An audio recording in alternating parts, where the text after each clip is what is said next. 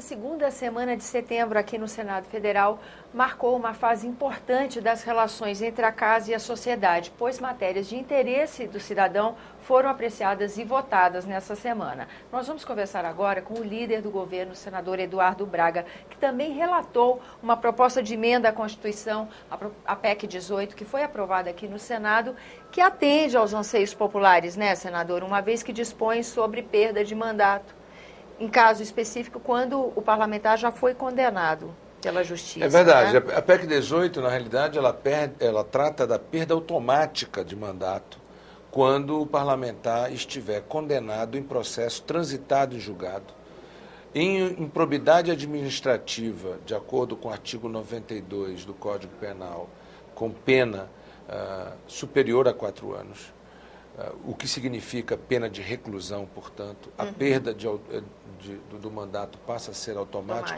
Uma simples comunicação da mesa ao plenário torna sem efeito o mandato daquele determinado parlamentar. Ou seja, o Senado marca aqui uma posição de que, o caso como vimos nesse mês de setembro do deputado Donadon, que chocou a opinião pública, no que depender do Senado, isso não tem espaço para esse tipo de situação. A bem da verdade, essa é uma matéria que já vinha tramitando no Senado desde o começo do primeiro semestre. Essa matéria, no começo, gerou muita polêmica. E veja como as coisas vão amadurecendo na democracia. E isso é importante que a população saiba.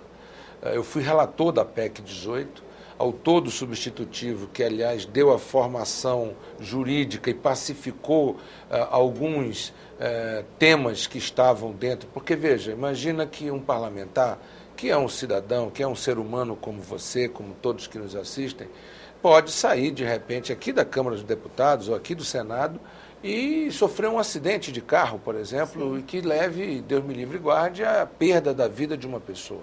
Ora, ele pode vir a ser condenado por isto. E por isto ele cometeu algum decoro, ele cometeu algum desvio de dinheiro público, não.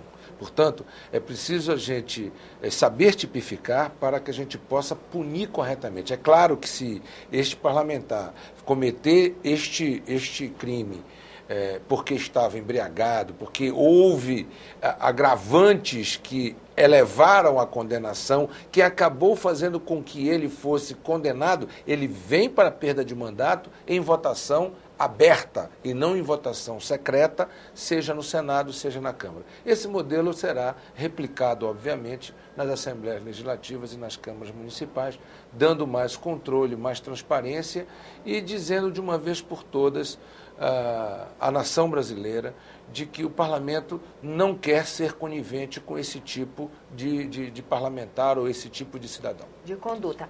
Bom, outro passo importante nesse mês de setembro, ainda nessa primeira quinzena, é a aprovação na Comissão de Constituição e Justiça de uma mini-reforma eleitoral. Pelo que entendemos, eu acho que o ponto mais importante, não sei se o senhor concorda comigo, é justamente tentar refrear a influência do poder econômico no processo eleitoral, né?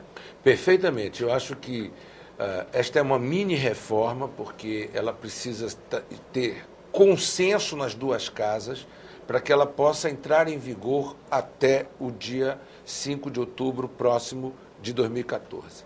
Portanto, o que nós estamos fazendo é enxugando os gastos de campanha, fazendo com que haja mais clareza na lei de combate a qualquer tipo de deslize eleitoral, para que não se fique judicializando ad eterno os mandatos, que não se crie um terceiro turno, muitas vezes por falta de clareza na lei.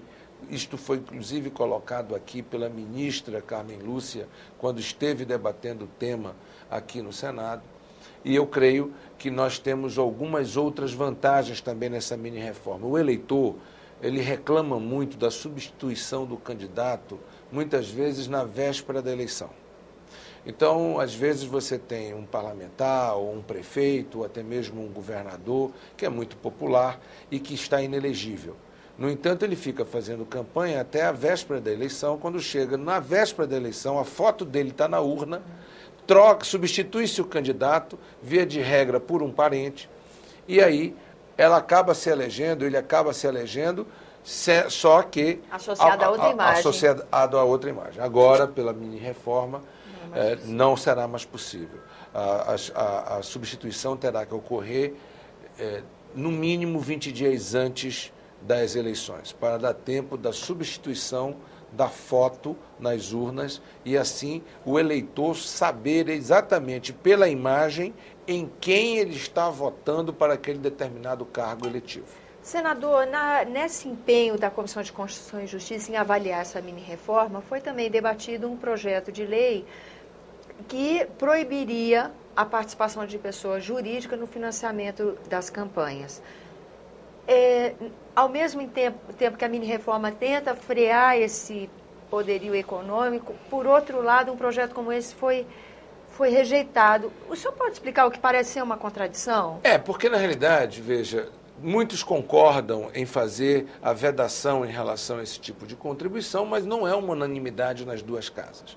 E para alcançarmos a efetiva eficácia desta mini-reforma já para a próxima eleição, é preciso que não tenhamos temas em que não há consenso nas duas casas. Pode ter aresta. Se houver aresta... Impediu.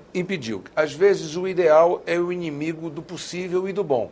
Então, eu acho que nesse momento, diminuir a força do poder econômico, a influência do dinheiro, do gasto de campanha nas eleições brasileiras, de vereador à presidência da República, é um ganho importante para a democracia brasileira, é um ganho importante para a sociedade.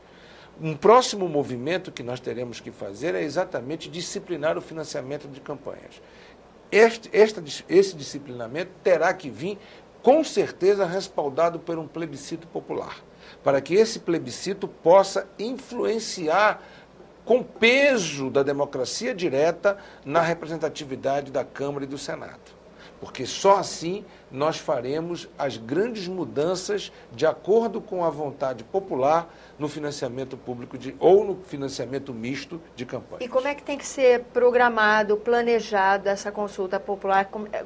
De onde parte esse processo? Terá que partir exatamente do Congresso, ou seja, do Senado e da Câmara.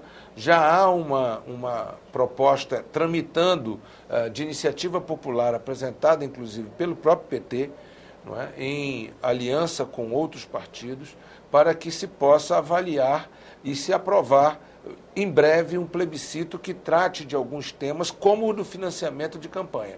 Isto resolveria o problema da falta de distanciamento do parlamentar para trabalhar um tema como esse, né? Porque se fala que a grande dificuldade da reforma política e eleitoral é justamente essa proximidade. Se pensou até numa Assembleia Constituinte específica para o tema, que não é possível legalmente, não é isso? Exatamente. A convocação de uma Assembleia Constituinte específica traz uma série de complicações jurídicas, não é?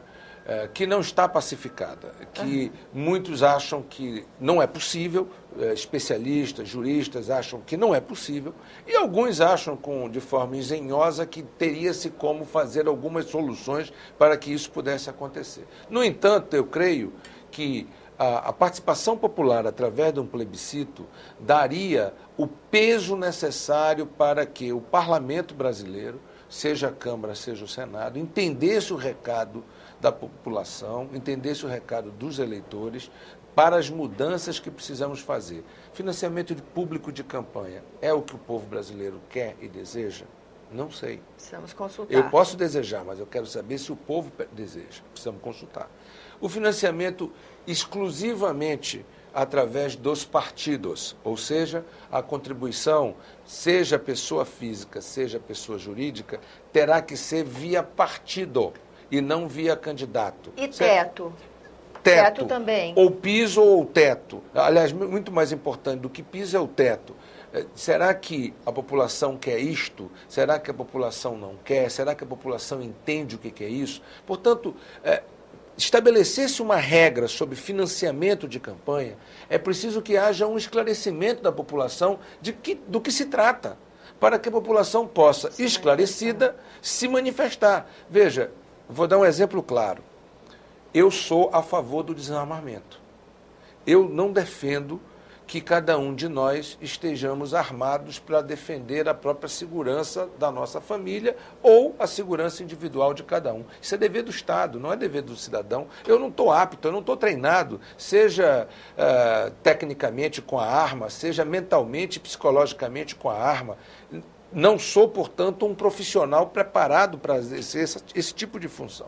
No entanto, ouvida a vontade da população, a população disse não ao desarmamento.